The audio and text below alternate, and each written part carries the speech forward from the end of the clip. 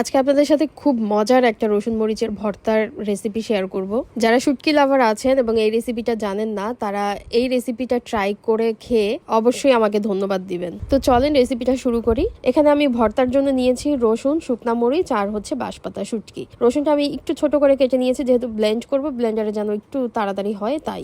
আর বাঁশপাতা শুটকিটা আমি সুন্দর করে ধুয়ে নিয়েছি। আপনারা কিন্তু এখানে চ্যাপা শুটকিটাও নিতে পারেন, মানে যেটা বেশি স্মেল এবং ব্লেন্ড হয়ে যাবে এই টাইপের শুটকি নেবেন। আর শুকনা মরিচটা আমি কিছুক্ষণ ভিজিয়ে রেখেছিলাম যাতে তাড়াতাড়ি ব্লেন্ড হয়। আর একটু লবণ দিয়ে আমি এটা ব্লেন্ড করে নিয়েছি, কারণ রসুনটা তো ব্লেন্ড হতে টাইম লাগে না, ওই দুইটা টাইম লাগবে, এই কারণে আমি ওই দুইটা আগে ব্লেন্ড করেছি। পরবর্তীতে আমি রসুন মিক্স করে আবার ভালো মতো ব্লেন্ড করে নিয়েছি। আমি কিন্তু একদম মিহি ব্লেন্ড করিনি, একটু হালকা মানে দানা দানা ভাব থাকবে এরকম রেখেছি।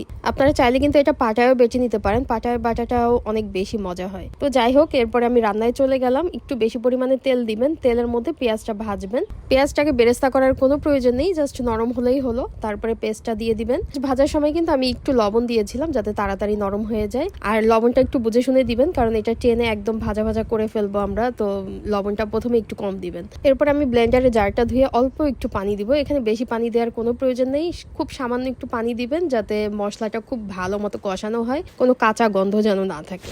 এরপরে আর কোনো কাজ নেই, জাস্ট নাড়াচাড়া করতে থাকবেন, নিচে যেন না লেগে যায়। খুব ভালো মতো ভাজা ভাজা করবেন। আর আমার কাছে তেল একটু কম মনে হয়েছিল, তো এই সময় আমি আবার আরেকটু তেল অ্যাড করেছিলাম। এটা তেলের মধ্যেই পুরোটা ভাজা হবে। এখানে কিন্তু আমি হলুদের গুঁড়া ইউজ করিনি, কারণ হলুদের গুঁড়া দিলে মরিচের যে লাল কালারটা, এই কালারটা নষ্ট হয়ে যেত। আমরা যেহেতু ঝাল খুবই কম খাই, তাই মরিচের পরিমাণটা কম ইউজ করার কারণে কালারটা কিন্তু খুব বেশি সুন্দর হয়নি। আপনারা যারা ঝাল বেশি খান তারা মরিচের পরিমাণটা বাড়িয়ে দিবেন, তাহলে দেখবেন কালারটা একদম লাল টকটকে হবে, অনেক সুন্দর লাগবে দেখতে।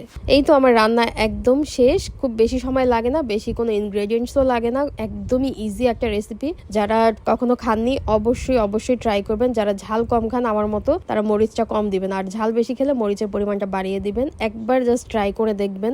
এটা একবার যে বানিয়ে খাবেন, এটার টেস্ট কেউ ভুলতে পারবেন না, এবং বারবার বারবার বানিয়ে খাবেন। আর আমি কিন্তু এটা একটু বেশি পরিমাণে আজকে করেছি, কারণ ফ্রিজে রেখে এটা অন্তত এক সপ্তাহ আমি খেতে পারবো।